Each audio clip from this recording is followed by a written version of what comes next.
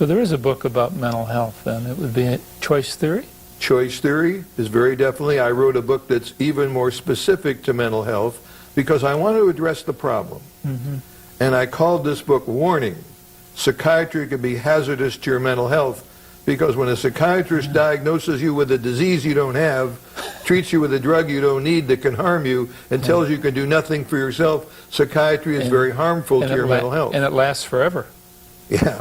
Once you get a diagnosis, and I tell people this, I say, for goodness sake, if you can possibly afford it, don't go to anyone who gives you a DSM-4 diagnosis, because once that diagnosis is on record, it's not private.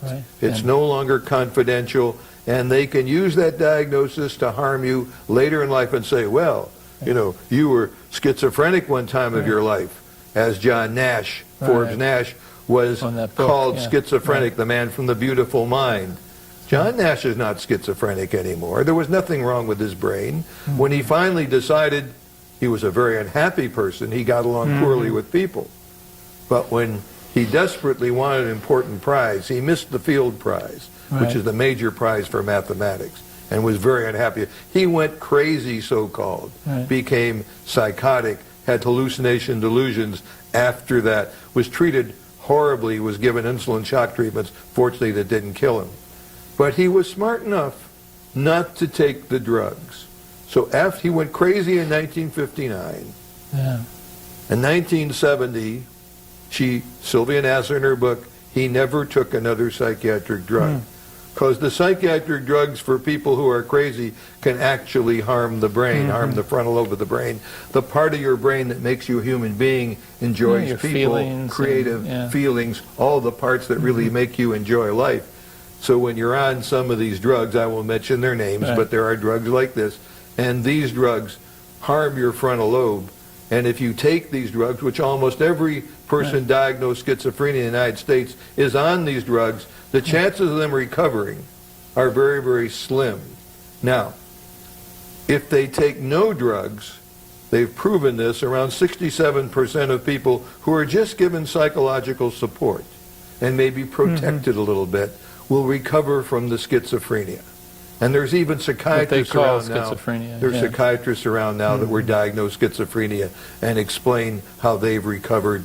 And there's a man named I can't remember his name now, but anyway, whatever it is, he was put in a mental hospital when he was a psychological fellow in a major clinic, because he disagreed with the treatment. He disagreed with the idea these people they were treating were mentally ill. So they dealt with him by locking him up in a mental hospital, where he spent a number of months before he literally escaped from the hospital.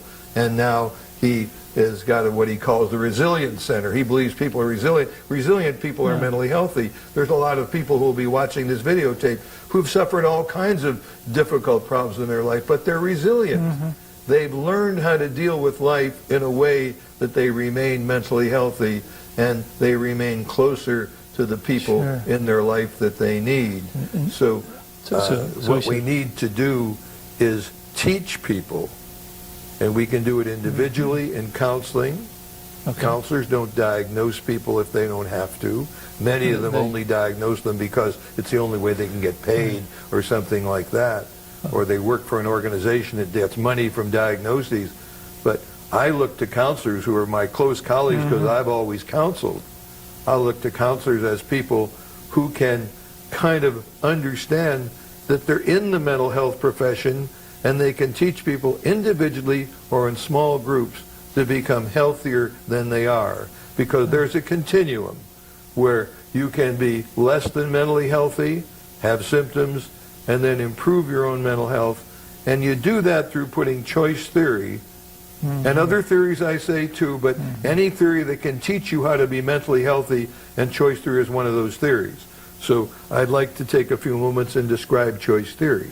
Yeah, okay. But, you know, just to make sure that I'm following this, it sounds so dangerous that people are being labeled with an illness that they don't really have, that really, because we buy into this and believe this, impacts their whole lives. That's why I called my book Warning, Psychiatry Can Be Hazardous to Your Mental Health. And as you say, giving them a diagnosis. Right. And if you can't ever get the diagnosis removed from your file, which you can't, you maybe, if you spent a lot of dollars, could, but you could never get it removed so no one could find it. Again, they'd have the record. Okay. Don't get a record.